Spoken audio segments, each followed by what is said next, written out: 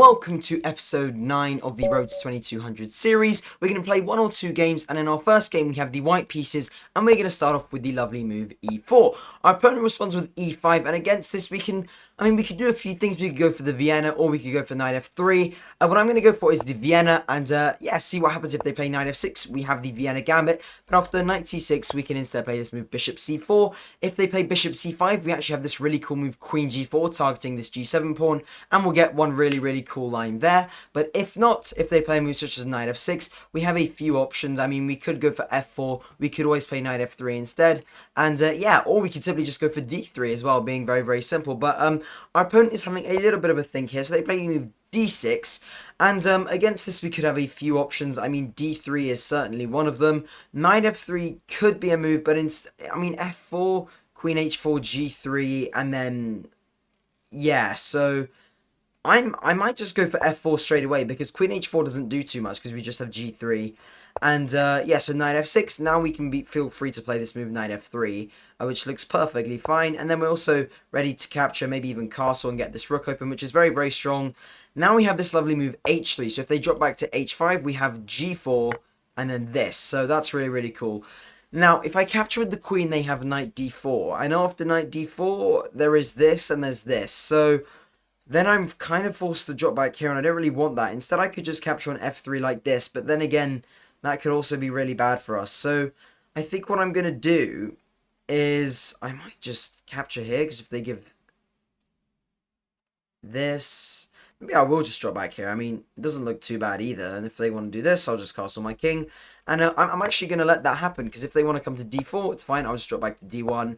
I'm ready to castle my king if need be. I can also play d3 as well. If I castle, then they have d5, take. Probably skip a check. Yeah, we'll be fine. I'm going to castle my king. I'm going to try not to spend too much time, of course, because we do want that for later on in the middle game and the end game. Now, this is a nice idea, trying to trap our bishop with b5 and a4. Very clever. But now, if I capture here, and they, first of all, if they move their knight, then, we just capture an f7, because we're supported by the rook. If we capture and they capture back with their pawn, then, although I suppose I could always drop back here anyway with my bishop. So I am going to open this up, first of all. If they capture back with their pawn, now let's think about what we want to do. b5 is always, might happen. That is certainly a possibility. I could also just go a4 myself. And the idea of a4 is that it stops any b5 ideas. And it also gains some space on the queen side, which is actually really nice and helpful. So that's really good for us. This move, a4, might not be the best move, but it is certainly a nice move. d3 as well now, reason being d3, take. You're forced to move your knight. If you go to e6, I could just trade and then go bishop g5. I do want to get this bishop in the game. So I think d3 looks decent, because it also defends this if ever need be. Because take, they might have b5, I suppose. But then I take. I can either just take or drop back my bishop. Either way is fine. So d3, they've got the queen e7. Now, I feel like that's a bit of a weirder move, because bishop g5 is now on the cards. Because then there's this. And there's no bishop e7 ideas to stop it now.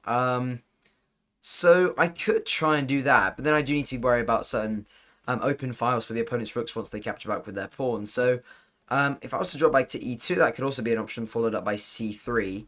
And if I was to do that, they were to go I don't know, if they were to castle, for example, if they were to castle, take, then I could go queen f3, or I could just go bishop g5.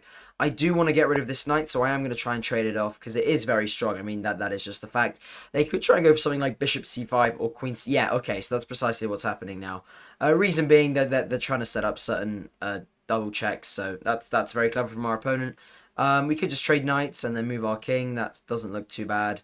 I'm going to opt for that. And queen f3 in the future, bishop e3. Now, for a minute I was hang on a minute. Although now I am a bit more hang on a minute as well, because... Oh, wait, no. Okay, that's a decent move from our opponent. Bishop e3, we could just go c3, take, or I could just jump out the way with our king. Get out of any, annoyances. It's probably what I'm going to do. Get onto the light squares, with our king. They capture, we can always go c3 now. c3, c3, c3. Yeah, c3, push this bishop back somewhere, maybe to b6, maybe to a7 probably is better, or b6, either way. Queen queen f3, queen b3 though could be an option, hitting this and targeting this. If I was to go queen b3, they're going to have to move their bishop somewhere. Let's say they just go here, for example. Then bishop g5, everything does look pretty strong in fairness, like...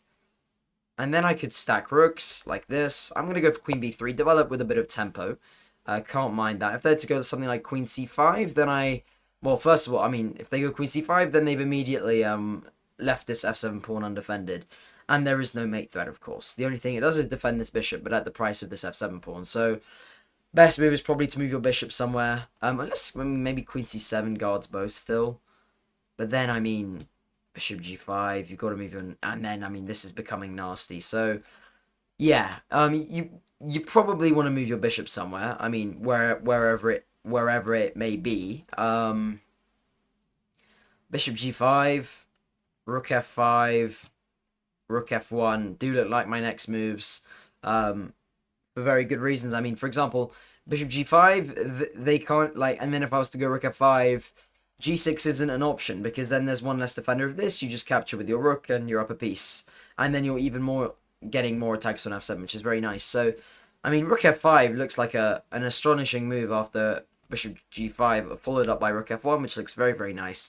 We do need to see what our opponent decides to play, though. And I'm going to quickly take a sip of water. And by the way, if you are enjoying the videos so far, don't forget to like and subscribe for more videos just like this one, and also all the other video types we have on the channel. And if you've made it this far in the video, don't forget to let me know your favourite chess opening down below in the comments. And, yeah, let's see what our opponent decides to play. So, I'm having a little bit of a think at the moment.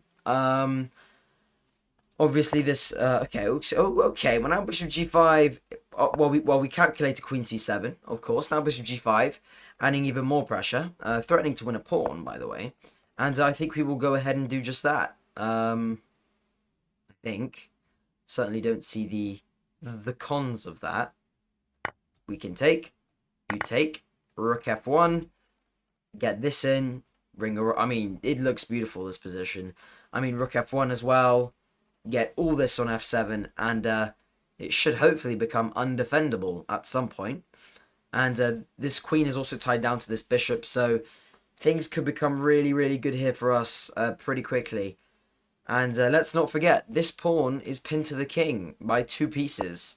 So that could be really, really good for us as well. And of course, they decide to move their bishop. I mean, I could do a few things here. I could try and wrap around with my queen over here. In which case, if I was to go here, for example, maybe just go rook f1, though. Rook f1 here. Look, if I was to go queen here, I go here, then I just have this, and you're pinned.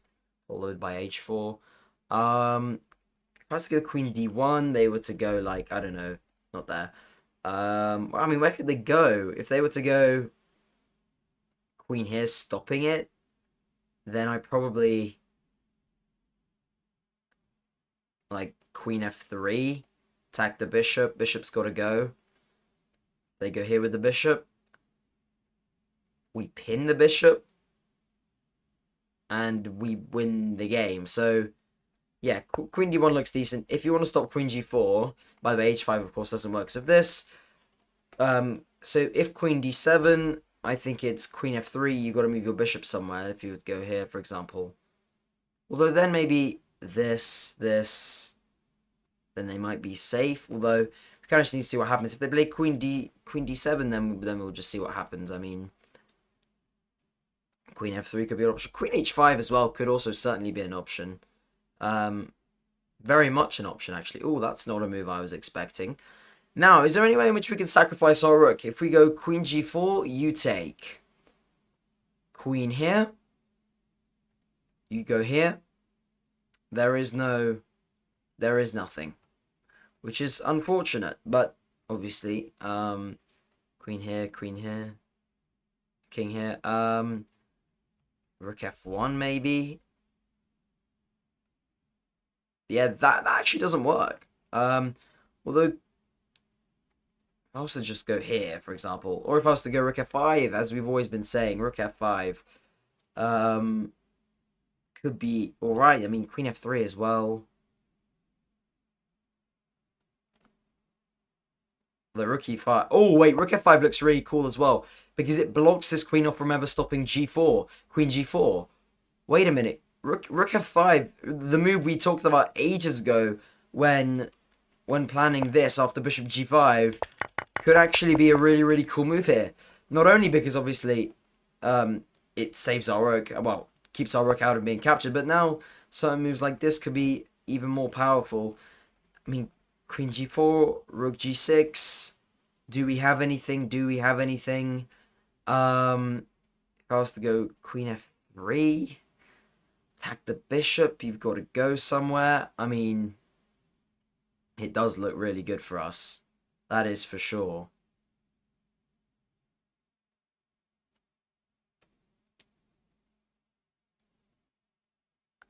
Queen g4, rook here. Yeah, it's not quite what we want. But if I go queen f3 followed up by getting the rook over here, surely there'll be something for us. Attack this bishop, get this bishop to move somewhere. Preferably this way. I don't want it to come back over here, because then it might annoy us. But now g3. I mean, g3, you're forced to move your bishop again, which is cool. So you've got to move it like there now, which really isn't great for you, I suppose. And then could capture here, I suppose. Could go rook f1 as well. Rook f1. Surely at some point this is all going to become a bit too difficult to manage for white. Can always capture here as well now. Queen g4. There's a lot of ideas for us now, which do look very, very nice. Now they move back there. Now that's not what I expected, because now queen g4, there is no block. That's my thing with that move, because now if you go there... I mean, really? You're letting me play queen g4 now? That's interesting. Wait, can I sack my rook? Sack the rook. Take... There is none of this, that's the only problem.